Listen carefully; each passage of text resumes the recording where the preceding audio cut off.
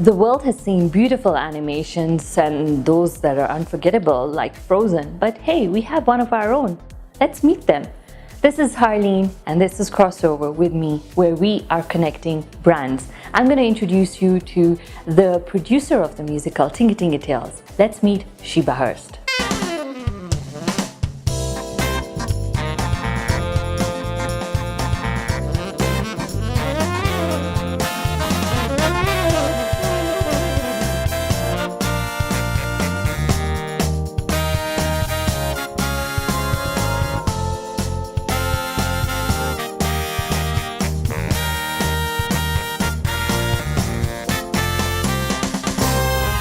Welcome to the show, Sheba. Thank you so much. I'm so happy to be here. You're most welcome. Sheba, let's start off with, how would you describe Kenya's current entertainment scene of dance, music, arts and theatre? Yeah, well, it's a really lively time. I think we're kind of going through a little bit of a renaissance. Okay. You know?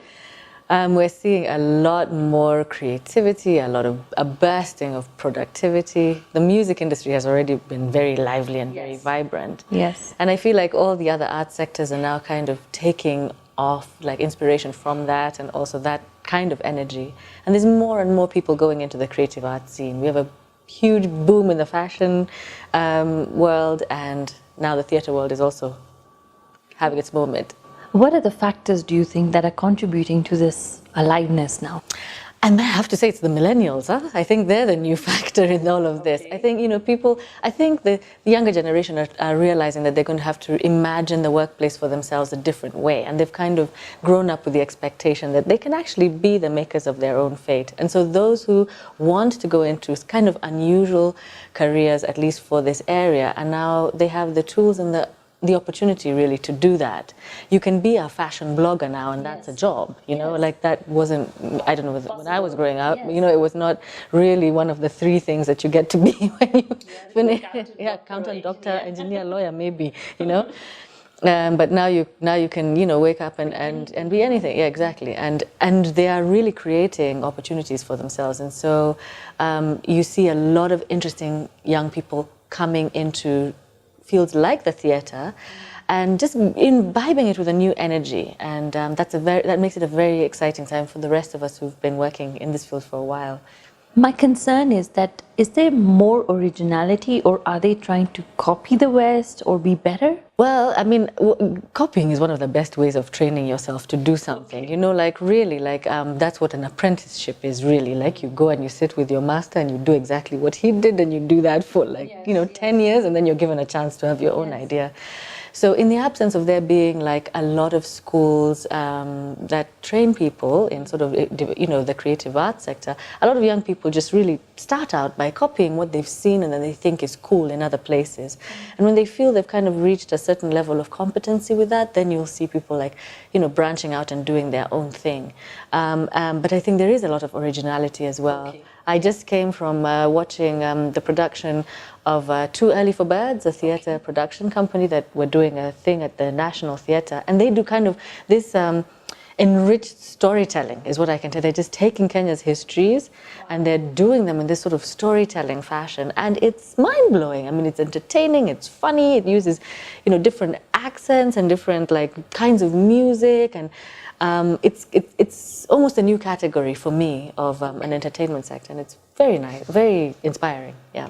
So what inspired you to have a company like Rainmaker, and what do you exactly do? Oh, so Rainmaker is a entertainment production company, basically, and I started it together with my husband about 10 years ago when he was coming back to Kenya, and he needed sort of management and production support around him, and I thought, well, let's do this, you know, let's help put some structures in place. And so we did that, and but it quickly became a company that could provide resources to other people as well who wanted to see their creative vision, you know, be like realized, and so we've done, yeah, exactly, and so that's what I've been doing for the last 10 years, and so I guess he inspired me to get into this field, although I did come from a creative family to begin with.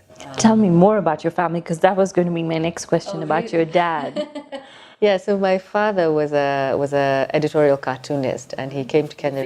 Yes, indeed, the famous Terry Hirst, and he came in 1964 to Kenya and to teach at the university, but also got very involved with the art scene here and was part of the founding of a gallery called Payapar and part of a whole arts community essentially. And so and my mother was an editor with the Oxford University Press.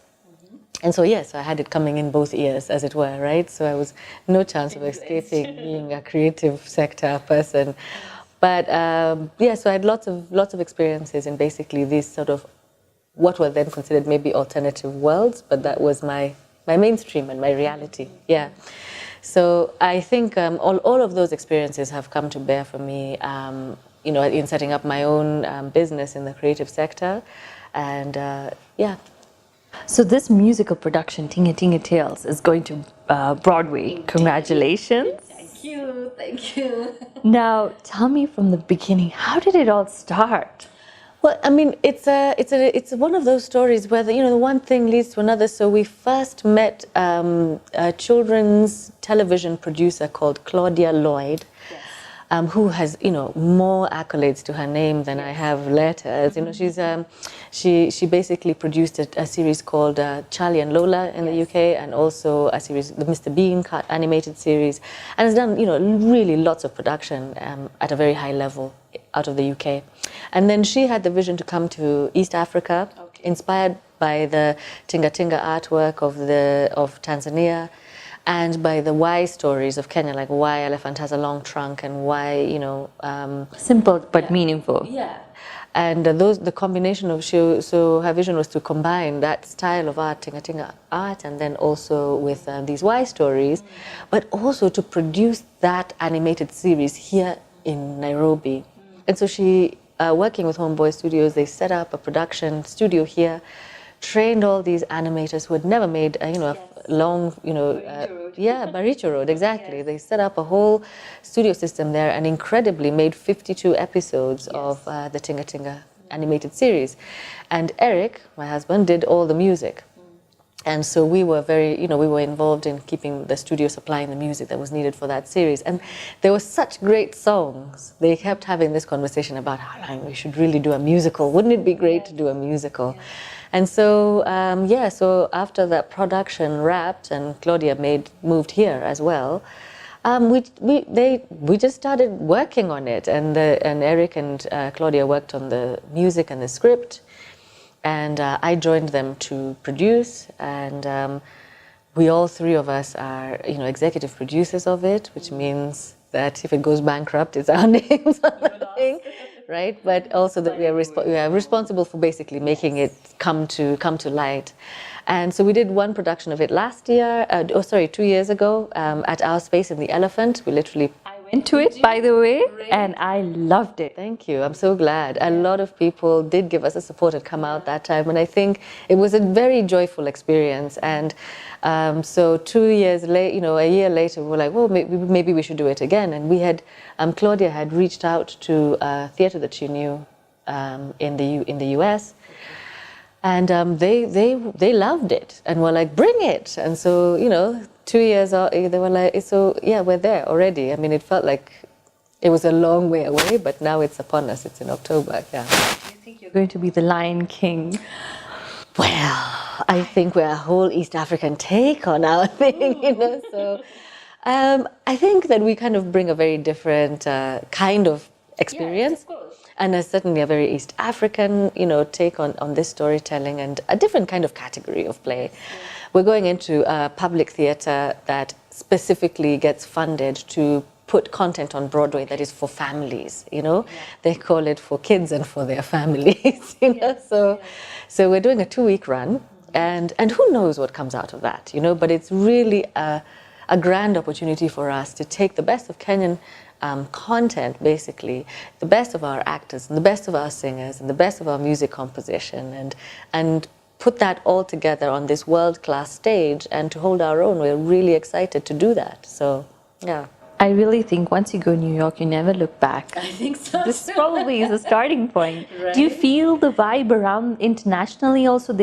With Black Panther, there was so much hype. I mean, is this just going to be hype or there's going to be more progress? What do you think? Do you know what I think? I think that there is also a kind of a very interesting moment happening for African creativity in general. There's a lot more synergy going on between ourselves and other markets that are more established. You know, I mean, it's not a small thing for the size of production that Black Panther was, and what it means for for Black actors in the US, but also for African actors looking to be part of like the world-class productions. It really creates new opportunities. But it also means that the rest of the world is also looking at what's going on here, which is great, you know.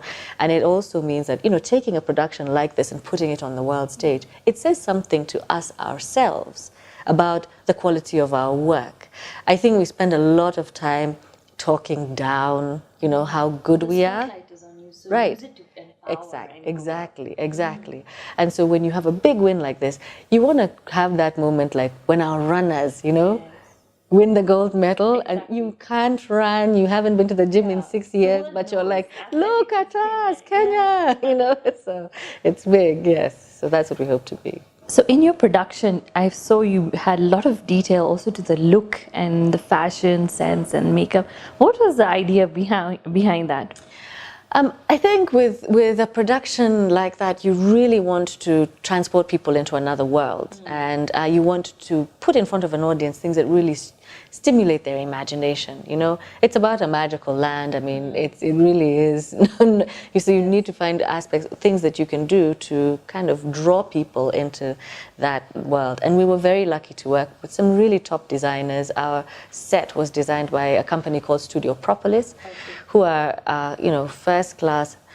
Primarily, they're architects and furniture makers, but you know they have a passion for making costumes, and so we reached out to them, and they've been an incredible asset in terms of helping us to produce this beautiful stage, but also be able to replicate it also in the US when we go there.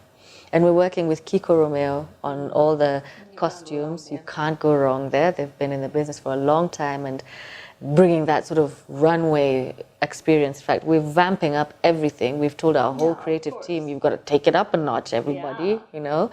And exactly. Yeah. So Sheba, so far in your journey, have you had any challenges as a producer or with Rainmaker setting up the company and everything? What have you run into and how did you overcome them? I really think one of the challenges for everybody working in the creative sector is that it is still not as well financed as it could be. Like, we would like to see a lot more resources from the government. Of course, I know the government is like, is everything, yes, government, everything is you guys. And so we'd like to see more resources put in. Like a space like the National Theatre, we're having to bring in a lot of equipment, you know, from the outside, which makes it very expensive to produce. And that equipment should be part and parcel of a resource like the National Theatre for everybody to use. Right, infrastructure, very important. And also, you know, the kind of training and preparation for, you know, injecting energy into training young people so that you have a workforce that is experienced. We're bringing a lighting director from the US this time. Which if you had someone here. Right, I mean, there are lots of people here, but they haven't had that experience with working on a production of this scale specifically for theatre, you know? And so it's not to say that we can't, we just haven't had the exposure to it. And in fact, we're going to do a bunch of training programs for young lighting directors with him. But so that's been a challenge, you know, in terms of the resourcing. And it's difficult to explain, for instance, to the corporate sector why this is an interesting and useful thing to support. It's difficult to get your bank sometimes to be like, this is actually a good investment that I'm making for myself and you can back me up, I promise you, we won't lose your money. And so having to prove ourselves over and over again to the funding basis has been a challenge, I won't lie about that. But I think everywhere else in the world, you see these really well-established entertainment industries, and they are leaders in their economy. You know, from, of course, the United States of America and Europe and even parts of Africa, so South Africa and Nigeria and Asia as well. Everywhere else has thriving business economies that are based on the creative economy, and there's no reason why we shouldn't be part of that. So what's your reaction when people tell you, oh, I'd rather go to South Africa and make the movie and not Kenya? Why can't we still convince this government to, change things? Well, I mean, it's again, it is the challenge. It's that how many people stay in that conversation with the government. If you and I don't keep on knocking on the doors and participating in all the stakeholder forums and, even going... time with you, or even doing those jobs, or applying, just be the new guy when the position comes up, But most people are like, oh, no, not me, I won't work for the government, But if people with the skills, you can't make the change, right? And you also can't complain when you're not happy with the guy that they put there, Well, you can. That's democracy. You can always complain, but but we do need to put more of the kinds of people and be part of lobbying to get the change makers in those positions. Yeah. So you're also a mom. Yes, I am. Yeah, yeah. Tell me, how are you balancing your life and how are you sharing your creativity with them? So for me, it is a real gift to be in a work environment where I can structure my own time. I have to say that has been an unexpected bonus, that makes up for all the difficulties and the trials. And although there are times when you have to be away for long times and, production season is very intense, of course, in the downtime, I can work from home a lot and I can be very available to my two lovely daughters. And I mean, I take a lot of pleasure in it. I think that reminding yourself to play and to get involved in their world and is one of the most refreshing things that you can do for yourself actually spiritually, It takes you back to probably the most wholesome time of your life, So I find them a gift and a source of strength actually for me, and inspiration. So Sheba, let me ask you, people like Lupita and them, do you think by her winning an Oscar has made any difference whatsoever? I can't feel it. I'm inspired, but you're on the ground roots. How are you feeling the difference? Definitely. I think that the immediate difference, we had another filmmaker who made a film that came out and that went to Cannes, Wanuri Kahio. She got one retweet from Lupita Nyong'o and millions more people know about that film than would have known. So yes, it has an immediate and direct impact, The visibility that Lupita's career has brought back to the Kenyan creative sector is big, You have Vogue come and then they come again and they do this big feature about all the creative women in Kenya. I mean, I think that it really creates a sort of sense of there being a lot here. So on the ground, yes, I feel it. I mean, she's not sitting there on the end of your phone to produce all of your next plays, which is, I think, what everybody was kind of dreaming of. But in terms of the fact that she amplifies content, not just from Kenya, but from the rest of the continent all the time, and the effect that she plays, the things that she's produced since she won the Oscar, the plays that she's been a part of, all of this. She's used it well. She's used it extremely well, and extremely sensitively as well. And also with a group of people who are helping her to manage a career that they want to last for long. We don't want to. She has to also, look out for what she needs to do in her career. But I think she's been extremely generous in terms of putting a spotlight on things that are worth putting a spotlight on. The show Tinga Tinga Tales, you've got the animals, the wildlife, and we all know environmental issues, and you've got the national park, the SGR, all those kinds of things. So how has your show added value or given a spotlight to issues like that? Well, I'm so glad you asked that, because in this particular edition of the Tinga Tinga Tales, we've partnered with the Mount Kenya Wildlife Conservancy. Yes. And they, I think, have been quite visionary in agreeing to work with us and in realizing that it is through basically the minds and hearts of children, the next generation, that we're going to be able to make an impact and a difference about wildlife. And so we're specifically focusing this whole production on a campaign to save the bongo through a character called Benji the bongo, who becomes one of the friends of Tinga Tinga and is part of our production. And this is their particular passion, is this, there are less than 100 bongos left, and this is one of the most beautiful, most outstanding of the antelope family that we have. Yes. So we're very proud of being able to provide a platform and a moment at which we can bring kids into the conversation about like, well, we've enjoyed this story and we've had a good time telling this story and laughing about it, but here's something that's happening that's very important, and building the next generation of consciousness. Are you a big cartoon fan? And if so, which is your most favorite all time? Oh my goodness, my favorite cartoon all time. Are you Mickey Mouse or Bugs Bunny? Man, it's like that's like an impossible question. It's like asking somebody to choose one of their children. I couldn't even begin to say, but I have no. I'm not gonna choose. You can't make. Are you a Frozen fan as a musical? I love every musical. I love absolutely. Good. I think my most recent favorite musical was Coco. Oh, yes. I mean, we sang. Nice. We did. I mean, we have two little girls. We have to watch every musical. Of course, we know Frozen through and through, and Moana, but like Coco was a special moment. So I'm very impressed with that. But I also love a lot of Japanese films as well, and try to also show my kids a lot of diversity in the kinds of animation that they watch. It doesn't all come from. Yeah, and subtitles help. It's the story that counts. Exactly. Are you planning to do a very serious campaign on merchandising for Tinga Tinga?